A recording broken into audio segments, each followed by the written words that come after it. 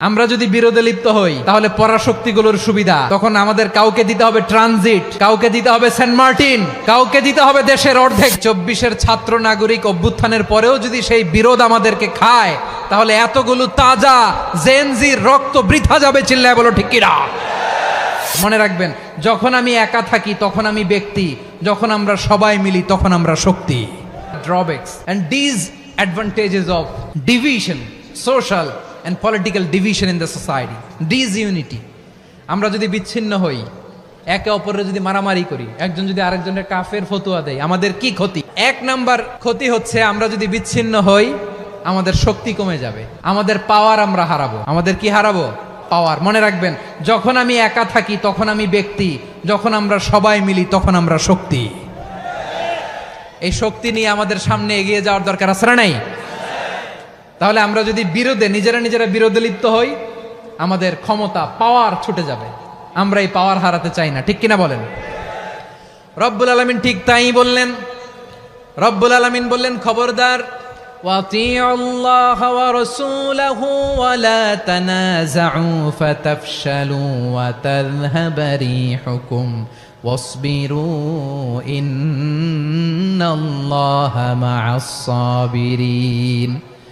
আল্লাহর আনুগত্য করো, নবীর আনুগত্য করো, কিন্তু খবরদার নিজেরা বিরোধে লিপ্ত হয়ো না, নিজেরা মারামারি করো না, তাহলে তোমাদের শক্তি কমায় দিবে কে? ফাতাফশালু, তোমরা সাহস হারাবা, ওয়া তাযহাবা রিহুকুম, তোমাদের শক্তি কমে যাবে, পাওয়ার কমে যাবে।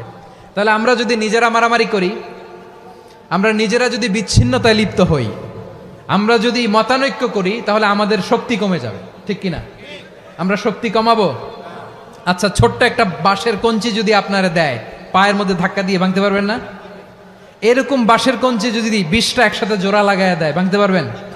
কথা বোঝে নাই মনে হয়। চিকন একটা বাঁশের কঞ্চি দিলে ভাঙা যাবে না?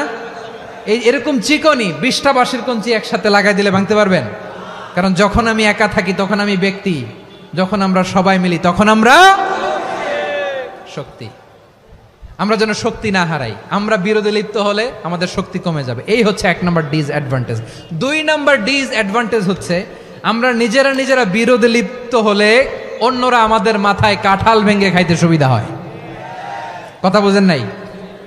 আমরা যদি বিরোধে লিপ্ত হই তাহলে পরাশক্তিগুলোর সুবিধা তখন আমাদের কাউকে দিতে হবে ট্রানজিট, কাউকে দিতে হবে সেন্ট মার্টিন, কাউকে দিতে হবে দেশের অর্ধেক। চিল্লায় বলো ঠিক কিনা?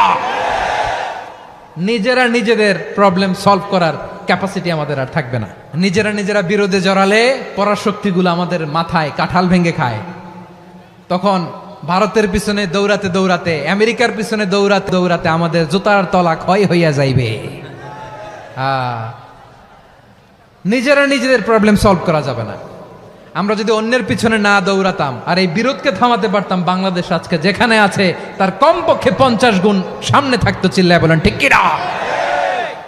তাহলে 1 নাম্বার ক্ষতি হচ্ছে আমাদের পাওয়ার লেস হয়ে যায়, আমরা দুর্বল হই যদি আমরা বিরোধ করি। 2 নাম্বার হচ্ছে পরাশক্তিগুলোর সুবিধা নেয়। 3 নাম্বার হচ্ছে আমাদের উন্নয়ন, দেশের উন্নতি, অগ্রগতি, এটা স্থবির হয়ে যায়, এটা বাধাগ্রস্ত হয়। প্রিয় ভাইয়েরা, ইউনিটি, ঐক্য হচ্ছে একটা দেশের উন্নয়নের মূল ভিত্তি।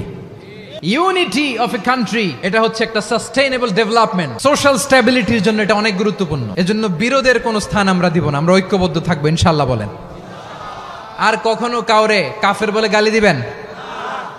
তুই জাহান্নামী বলবেন? ঝগড়া লাগলে লাগাই দিবেন? তাহলে কি করবেন? মিলায় দিব। আওয়াজ করে বলেন, কি করব?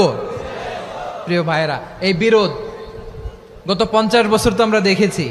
ধর্মীয় অঙ্গন বলেন, সামাজিক অঙ্গন বলেন, রাজনৈতিক অঙ্গন বলেন, এই বিরোধ আমাদেরকে শেষ করে দিয়েছে। এই 24-এর ছাত্র নাগরিক অভ্যুত্থানের পরেও যদি সেই বিরোধ আমাদেরকে খায় তাহলে এতগুলো তাজা জেনজির রক্ত বৃথা যাবে। চিল্লায় বলো ঠিক কিনা?